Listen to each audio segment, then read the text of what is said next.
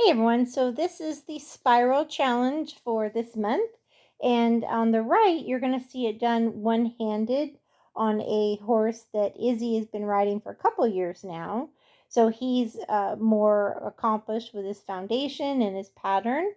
And he's a very nice horse, and she's able to do everything one handed. Now, the advanced riders, I'd like you to try advanced horses to go from large, medium to small one handed. If you need to help them rate, you'll see how what she'll do is she'll put her shoulders back and bump inside hand, outside leg, and keep him more controlled. The key is to keep that body back, shoulders and hips, as you're going into the smaller circle. And then you can sit up a little bit more neutral as you go to the large and the medium. So if they feel chargy, all you have to do is bring your hand back towards the saddle horn.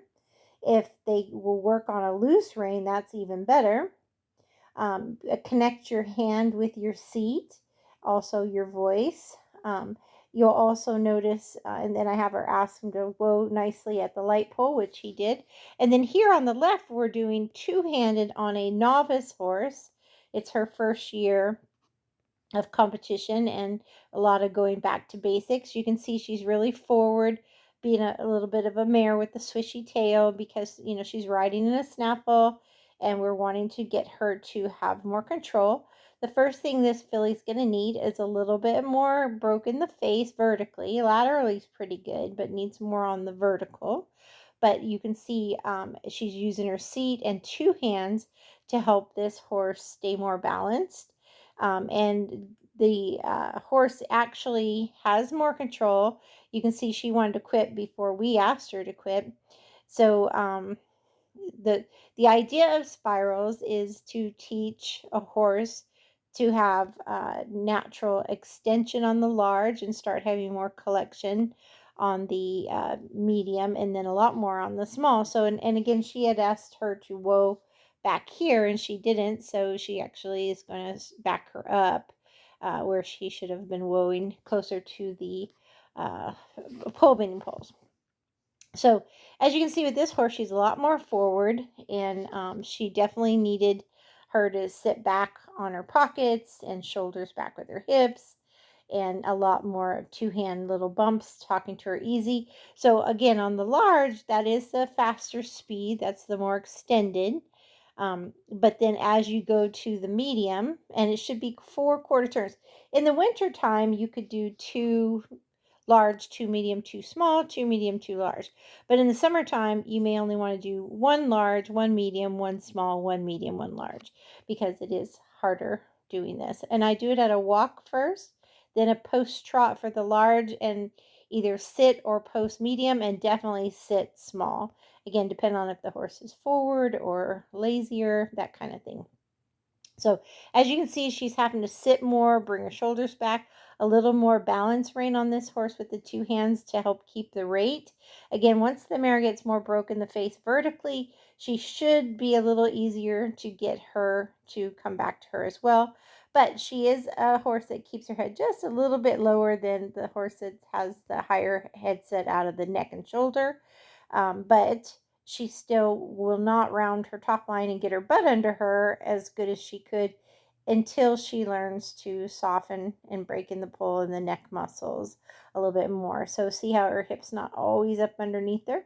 So that's why this is a really good drill. This will also teach a horse that's forward to have more rate, because they do get tired of the small circles. So she did one small, and notice on the small, when she came in from the medium, here's the medium, you want to count it off, okay? You want 4/4 turns. So as she's starting to come in for the medium, it's one, and then two,